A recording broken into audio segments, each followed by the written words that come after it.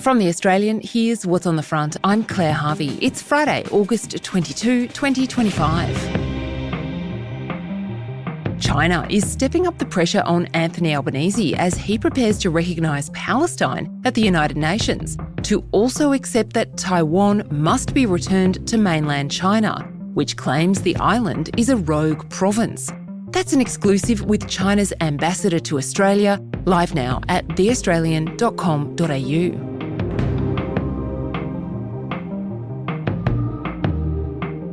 A senior Channel 9 executive has quit her job as executive producer of A Current Affair. That's after The Australian revealed her social media posts. It comes as Nine Entertainment tries to fix its culture. And to hear all the details, scroll back in your feed to find The Front's deep dive on this from earlier in the week. Why would high-flying property executives who work for a company that claims to champion women be hanging out at a strip club called Kittens? And why hasn't action been taken over filthy WhatsApp chats that have been reported to management? Today, the culture inside commercial real estate giant JLL. Yoni Bashan edits The Australian's business column Margin Call. And Yoni, I never would have expected that in Margin Call I'd be reading about Melbourne's #1 gentlemen's club. The perfect place to party, according to their Instagram. Kittens. What is Kittens and why is it in Margin Call? Well, first of all, I should say I didn't think I'd be writing about it, not least while we were writing about, the exciting high-flyer world of industrial real estate. Kittens, from what I'm able to establish, is what they call a gentleman's club, which is a euphemism for a strip club.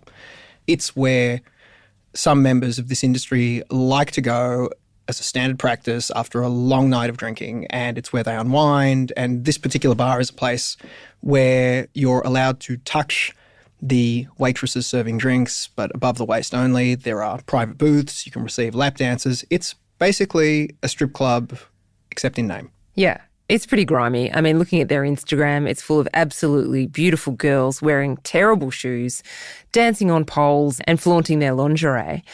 This is the kind of place where you might have expected executives at the top of businesses to go in the 1950s or the 1960s, maybe in the 80s, but certainly not in the 2020s. You're writing about Kittens in the context of a giant business called JLL. What's been going on there? Well, JLL is a real estate giant. It's a global organisation with thousands and thousands of employees, but it has, like many multinationals, it's got an Australian outpost and it's pretty big. It employs a lot of people here. A large number of them are women. And one of the things that JLL prides itself upon is that it's a champion of women. The CEO, Dan Kernahan, he speaks about being a champion of women. If you Google him, many different websites will come up with his online biography and it will always say that he's a champion of change. And that's usually a reference to someone who is supportive of women in leadership, inclusive workplaces. In fact, JLL is actually up for an award later this year for running an inclusive workplace. Yet we're hearing these stories that are coming out now of regular nights out at places like Kittens. I'm sure it's not the only strip club these guys go to. They travel a lot for work. They're highly paid. In many ways, we're talking about what the old Macquarie Bank was, except in the real estate industry.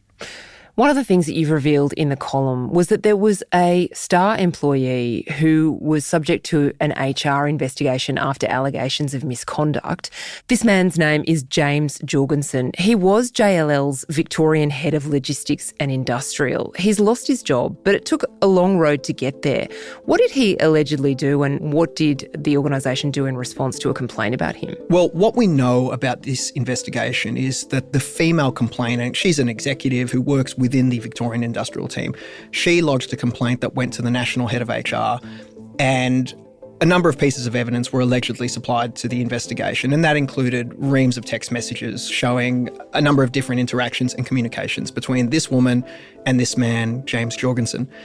The inquiry took approximately 2 months to complete, and what we've learned about it is that upon its completion last Wednesday, the complainant was taken into an office with the CEO, with the national head of HR, and she was told that the allegations that she had raised were substantiated. Now, normal course of action from here would be that if the allegations, and these were of a serious nature, if the allegations had been substantiated, as they were, you would expect that a company with a zero tolerance position on any kind of harassment would terminate the employment of the person concerned on the spot. In this particular case, the complainant was told, James Jorgensen is not going to be terminated. Instead, he's going to be given a first and final warning. He was going to be demoted, but he was essentially going to stay in the same office, on the same team, and quite unbelievably, in the same room and vicinity as the person who had made a complaint against him.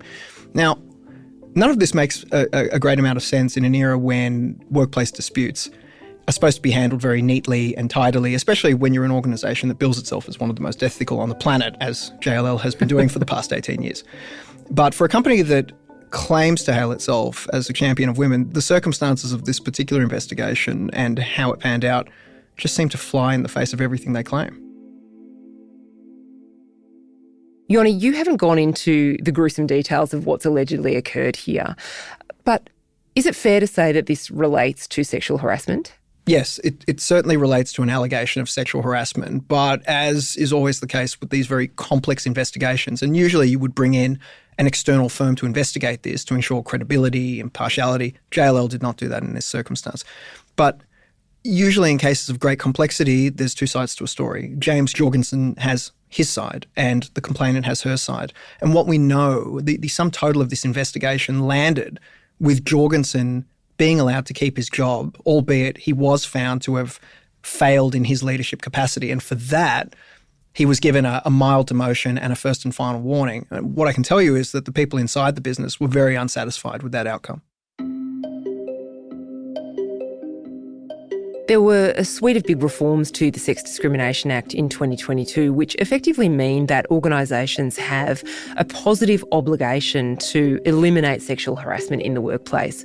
They have to train their employees to understand what sexual harassment is, and then they have to act decisively when sexual harassment is disclosed and or proven. How would you characterise CEO Dan Kernahan's response in this instance and across the board? Probably disappointing, but I think that's a reflection of the way a number of people within JLL who've spoken to me, that's what they feel. I think most people in 2025 are of the view that if you've done the wrong thing, and I'm not speaking now specifically about James Jorgensen, because there are a number of other actors and elements within JLL that have come to the fore in recent days. So I'm speaking in generalities, but Dan Kernahan would be aware of a number of problems, some of which have been brought directly to him by the senior leadership of JLL, and it would appear on its face that very little has been done about that. I should also stress, we have extended every opportunity to speak directly with Mr. Kernahan to include his side of the story in this piece, and so far that opportunity hasn't been taken. I think it would be helpful if JLL represented itself more thoroughly in these pieces by actually talking to us and actually explaining to us what is going on. So, for example, when we asked them why, when certain allegations were brought to you 2 years ago, did absolutely nothing occur, or did in fact something occur, there's opportunity there for them to clarify that, but they're not taking it. Yeah, so you've reported that Jorgensen's reinstatement was going to happen. Dan Kernahan wanted him to retain his job, but he was overruled by JLL's global CEO, Christian Ulbrich. That's a big deal, isn't it? It's a massive deal. For the global CEO to reach into Australian affairs and direct that an alternative course be action is one that I would think the CEO would find personally humiliating. So that's one instance of allegations being raised at JLL. There's also another stream of your reporting, which is about a culture where group chats and messages are being exchanged between staff that are kind of blue in nature. Who's raising complaints about that and what's happening to those complaints? There were a range of senior leaders who raised these complaints with the CEO, Dan Kernahan, and that occurred approximately 3 years ago. And nothing, from my understanding, occurred as a result of those complaints being raised or that face-to-face meeting occurring. Approximately 12 months later, an entire division in Victoria basically conducted a mass walkout, in part because of the complaints that were raised. But let's be clear, there were other complaints that they had in mind as well. But there were issues of misogyny and a slightly toxic culture in relation to women that were raised with the upper leadership at JLL. And consistently, it would appear not much has been done.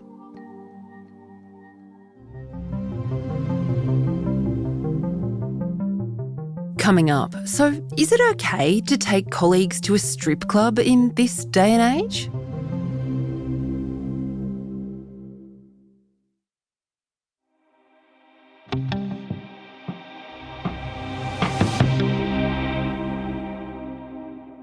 just go back to the strip club for a minute, metaphorically I mean. Kevin Rudd famously was reported to have attended a strip club in the United States back before he was elected in 2007. It was memorably called Scores, this club. I think his political enemies thought that that story coming out would destroy him as a politician. In fact, I think it kind of made Australians like him, think that he was less nerdy than maybe they'd thought.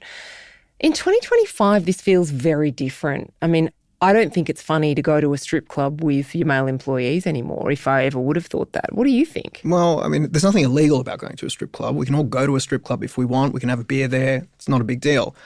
However, it's not in keeping with the high ethical standards of most organisations, particularly with the one that's been rated one of the most ethical companies on the planet for the last 18 years.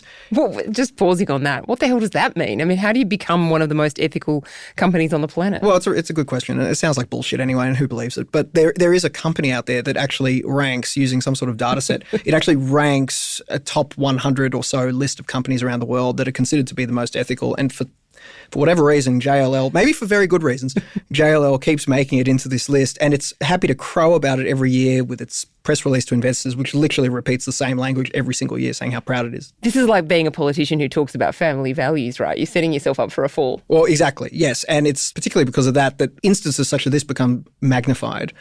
But to answer your earlier question, it's indecorous to take your colleagues to a strip club, particularly if you have seniority over those colleagues in the office. And some people might not want to go to a strip club, but they might feel coerced or encouraged to do so for the sake of their careers or other incentives. And that's probably a good reason why one shouldn't do it. And, Claire, you and I know this. Most managers in most organisations across all industries in this country, they just know that's not where you take your staff or your clients for a meeting. Yeah, well, the advent of senior women in most organisations has kind of put an end to the culture of boozing and partying anyway, because women generally, I mean, maybe I'm revealing something about myself here, but would rather spend lunchtime at yoga or eating a sandwich at their desk than getting boozed with their colleagues. And watching women on a stage in 7-inch platform heels being objectified and having money stuffed down their shirts, and in the case of kittens, being touched above the waist. I'm not sure how this is how most women in management want to spend their evenings. No. How has this company handled the fact that you are writing about this in Australia's premier business column? Pretty badly.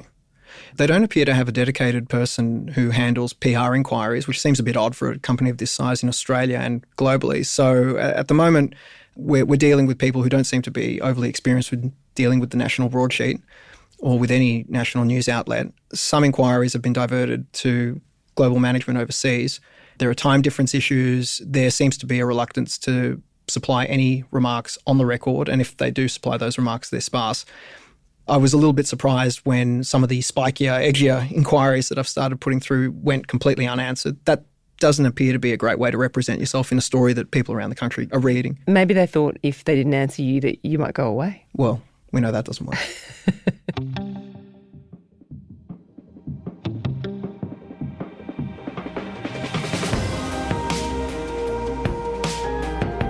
Yoni Bashan edits Margin Call in the Australian's business section. It's truly unmissable, especially if he's writing about your boss. Check it out right now at theaustralian.com.au/business.